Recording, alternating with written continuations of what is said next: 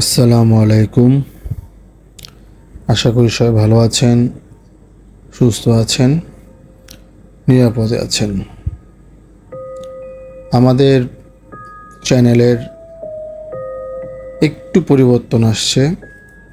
পরিবর্তন বলতে আপনার এখন থেকে শনি, সোম, বুধ এবং শুক্রবারে 4 দিন সপ্তাহে আপলোড পাবেন আমাদের গল্পের বা কাহিনীর। আমরা আসলে সময় স্বল্পতার জন্য এই আপাতত রুটিনটি করেছি। যাই হোক, চ্যানেলটি সাবস্ক্রাইব করবেন, শেয়ার করবেন, লাইক করবেন, বেল আইকনটি প্রেস করে দিবেন। আর আমাদের সাথে থাকবেন।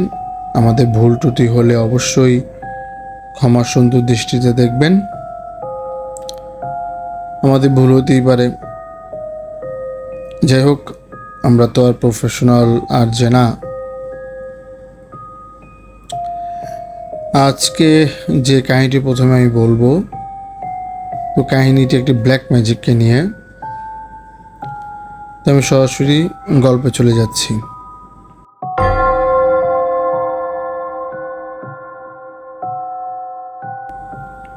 তো গল্পটি বা কাহিনীটি হলো হাজব্যান্ড ওয়াইফকে নিয়ে। তো তাদের জীবন মোটামুটি ভালোই চলছে। হাজব্যান্ড চাকরি করে, নর্মাল যে আমরা সকাল 9 থেকে 5টা সেরকম চাকরি করে। ওয়াইফ হাউস ওয়াইফ, উনি বাসায় থাকে, মাঝে মধ্যে টুকটাক প্রয়োজনে বের হয়। নর্মালি যেভাবে আমাদের জীবনযাপন চলে সেভাবেই। তো এরকম চলছে। একদিন কি হলো, ওই যেই তার হাজব্যান্ডের তার অফিস কলিগের সাথে একটা ঘনিষ্ঠ সম্পর্ক তৈরি হয়ে যায়, মানে প্রেমের সম্পর্ক বলতে পারেন। তো প্রেমের সম্পর্ক তৈরি হওয়ার পর স্বাভাবিক ব্যাপার, মানুষ একটু ঘোরাফেরা করে বা একসাথে আসা যাওয়া করে। তো একদিন অফিস ছুটির পরে ওনার ওয়াইফ চিন্তা করলো আজকে হাজব্যান্ডকে সারপ্রাইজ দিবে।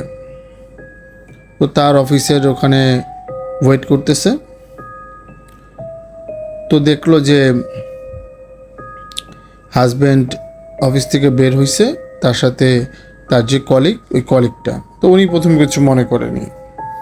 তো উনি চিন্তা করলো যে তাহলে দেখি ও কোথায় যায়। তো উনিও রিক্সার পিছু পিছু গেল। তো যাওয়ার পর দেখলো যে ওরা এক রেস্টুরেন্টে ঢুকতেছে। তখন ওয়াইফ ফোন দিল যে তুমি কোথায়। বললো যে আজকে একটু দেরি হবে, অফিসে মিটিং। তো ওয়াইফ তো দেখছে যে ও আসলে কী কাজ করতেছে এখানে, আর ও ওনাকে ফোনে কি বলতেছে। তো যাই হোক, ওয়াইফ ওনাকে কিছু বলেনি, উনি বাসে চলে গেছেন। তো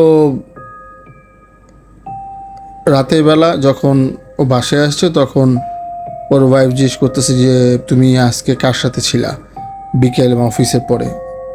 তো অনেক বলার পরে বললো কি আমি আমার অফিস কলিগ ওর সাথে ছিলাম। তো বললো যে প্রথমে বললাম মিটিং, এখন বলো অফিস কলিগ। আসলে ব্যাপারটা হয়েছে কি, তুমি কীভাবে ব্যাপারটা নিবা, যখন তোমাকে বলিনি।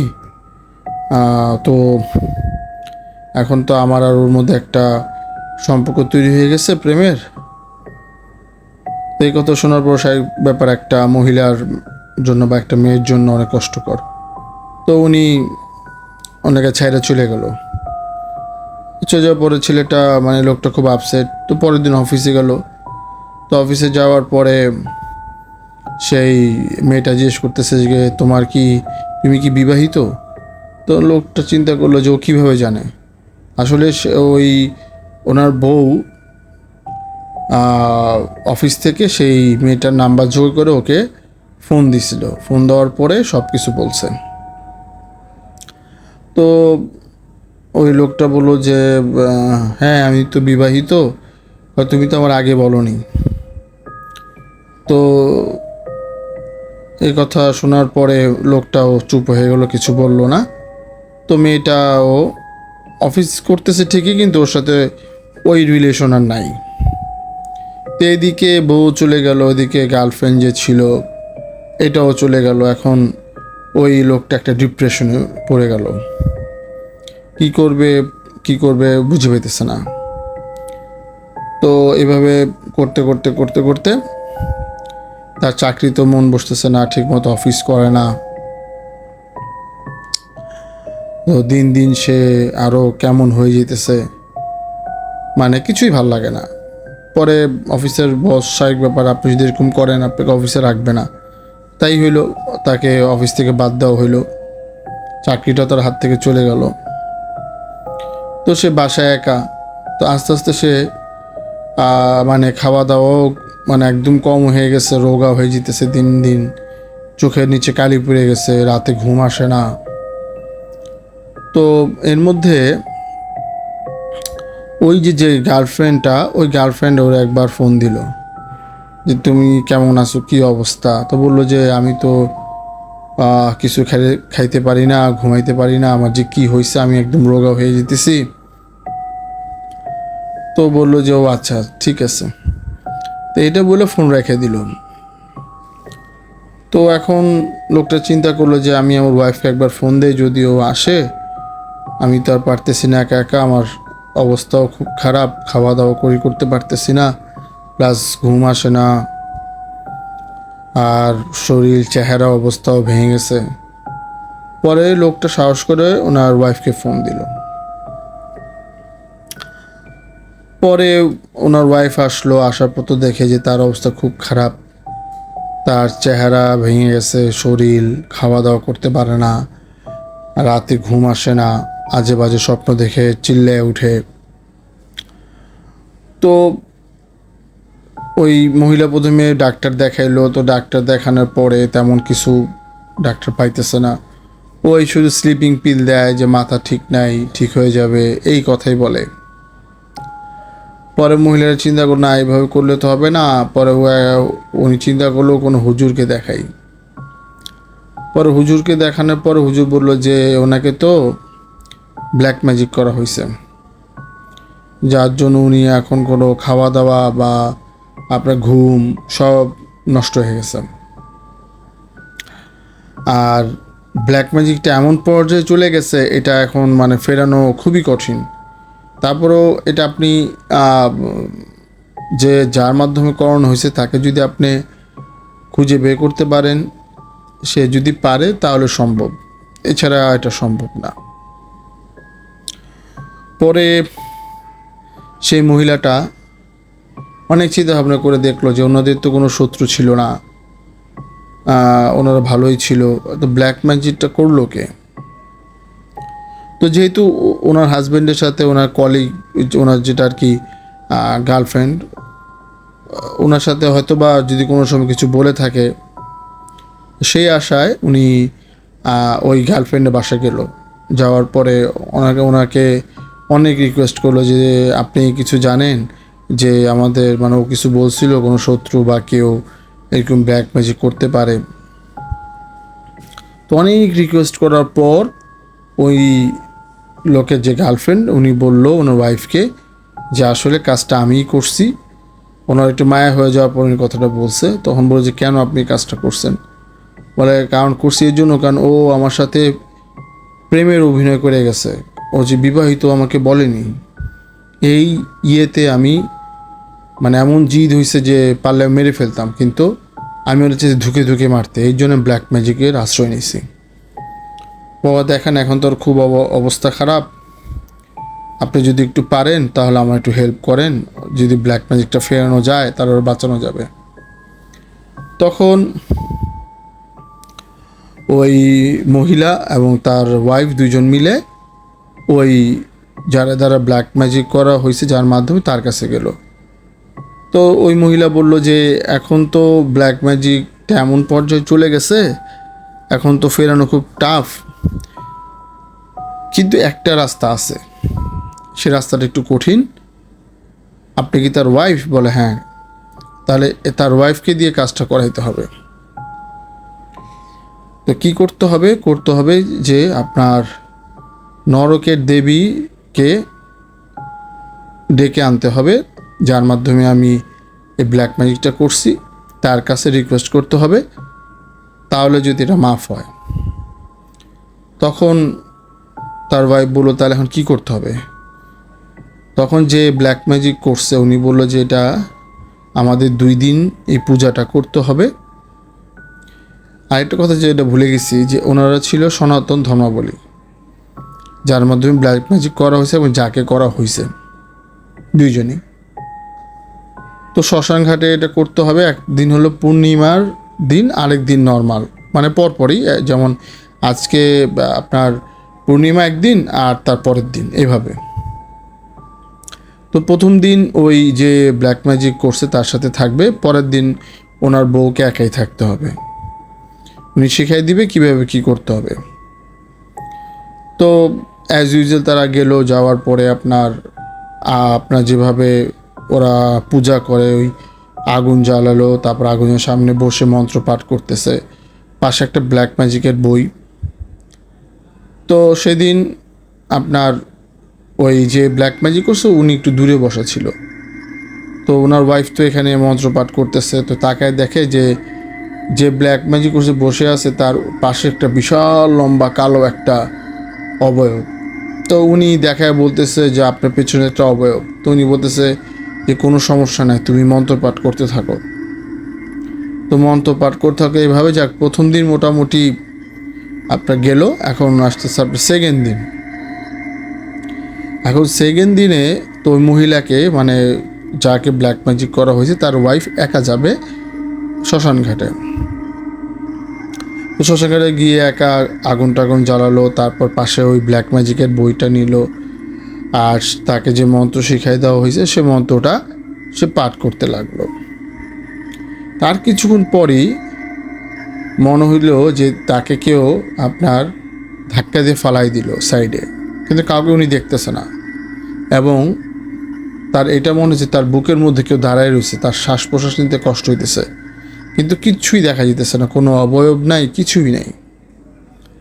তো সে অনেক কষ্ট করে ওটাকে আপনার ছাড়ানোর পরে উনি আবার গিয়ে ওখানে বসলে আবার মন্ত্রপাঠ শুরু করলো।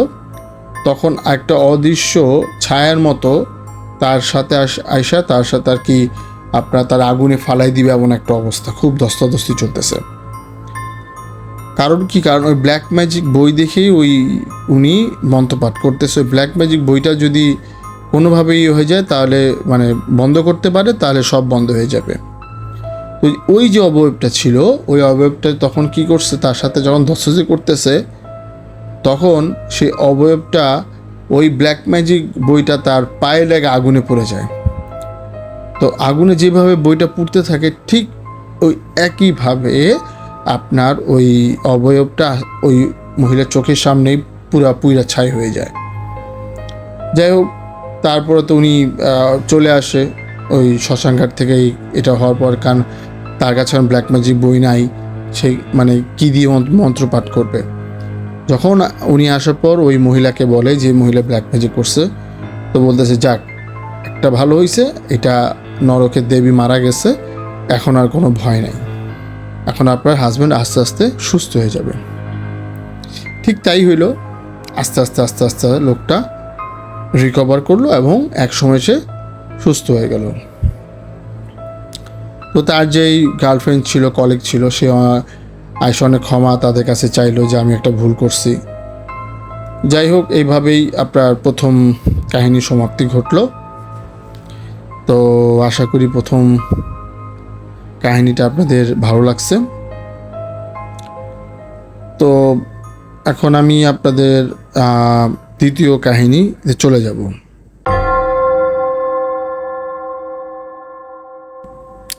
দ্বিতীয় কাহিনীটি হলো আপনার আমার সংগ্রহ করা এক বড় ভাইয়ের কাছ থেকে। তো ওনার এটা রিয়েল লাইফের ঘটনা। তো উনি যেভাবে বলছে ঠিক আমি ওইভাবে বলার চেষ্টা করব।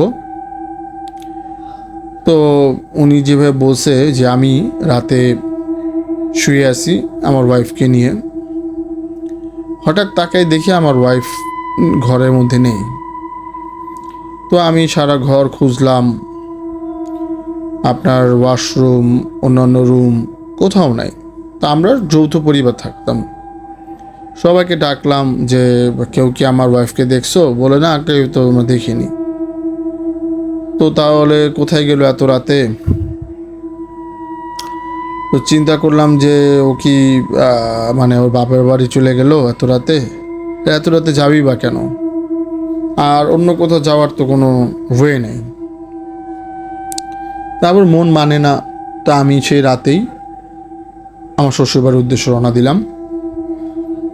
তখন মোটামুটি রাত 2টা বেশি বাজে।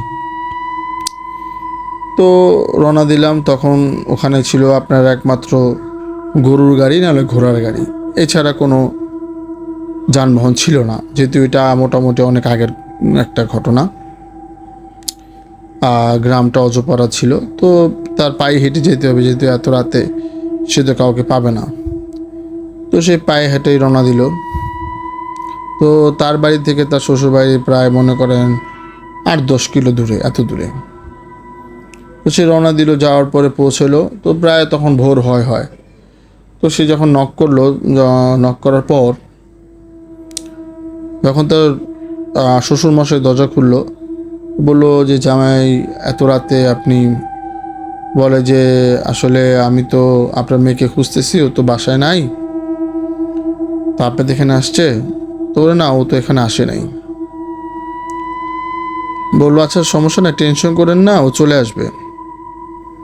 তখন আমার একটু টেনশন হলো যে ওনাদের মেয়ে, কোনো টেনশন নেই ওনাদের, কই গেছে না গেছে এত রাতে। তো আমি বললাম না, আমার চলে যেতে হবে, আমার যাই ওকে খুঁজতে হবে। তো আমার যেই আর কি ওয়াইফের বড় ভাই সম্বন্ধে, উনি বললো তাহলে আমি একটু আগায় দিই। বলো না, আগায় দিতে হবে না। তো আমি আবার আস্তে আস্তে ব্যাক করতেছি। তো চারিদিকে হালকা হালকা আপনার মানে অন্ধকার আছে, ফর্সা হয়নি এখনো। তো হাঁটতেছি, তো পাশে একটা বড় একটা বিল পড়ে যাওয়ার মানে আসার সময়। এদিক দিয়ে গেলে আর কি শর্টকাট। তো মনে হইতেছে যে আমি হাঁটতেছি, আমার সাথে কিছু একটা পানিতে আমার সাথে সাথে চলতেছে, মানে সাঁতার কাটতেছে। আমিও থেমে গেলে ওটাও থেমে যায়। কারণ আপনি দেখবেন, যদি পানিতে কোনো কিছু একটা পড়ে বা চলাচল করে, একটা ঢেউ সৃষ্টি হয়। পানিতে একা একা ঢেউ হবে না, যেহেতু এটা বিল নট, এটা একটা নদী বা অন্য কিছু। তো যাই হোক, আমি একবার হাঁটতে হাঁটতে হঠাৎ তাকায় দেখলাম যে ওটা একটা মাথার মতো উপরের দিকে উঠাইছে। ঠিক যেহেতু হালকা হালকা একটু ফর্সা হয়নি এখনো, মানে বোঝা যায় যে এটা একটাই অবয়ব, মাথা। পরে আমি দেখলাম যে এটা ঠিক আমার বউর মতো, মানে ওয়াইফের মতো চেহারা। তো আমি তো বুঝতে পারলাম যে এটা অন্য কিছু, আমার ওয়াইফ তো না। তো আমি কি করলাম, আমি জোরে হাঁটা দিলাম। তো জোরে হাঁটা দেওয়ার পরে আমি দেখতেছি এখন আমার পেছন পেছন হাঁটার শব্দ আসতেছে। যেমন ধরেন যে আপনার পেছনে যদি কেউ ভিজা কাপড় পরা অবস্থায় হাঁটে, একটা শব্দ হবে না, ঠিক ওই শব্দটা আসতেছে। তখন আমি মোটামুটি একটা ভালোই ভয় পেলাম। তো যাই হোক, আমি আরও জোরে হাঁটার চেষ্টা করলাম, কিন্তু আমার পাগুলো চলতেছে না, এমন একটা অবস্থায় আছি। তারপর চেষ্টা করলাম যে সামনে আগে যাওয়ার জন্য। যখনই ওটা অনেক জোরে একটা ডাক দিল, আমি পিছন দিনে তাকালাম। পিছনে তাকানোর পর এমন মানে চেহারা বিদঘুটে, যা বলার মতো না। এটা দেখে আমি আর আমার মানে নিজে ভিতরে রাখতে পারলাম না, আমি সেন্সলেস হয়ে গেলাম।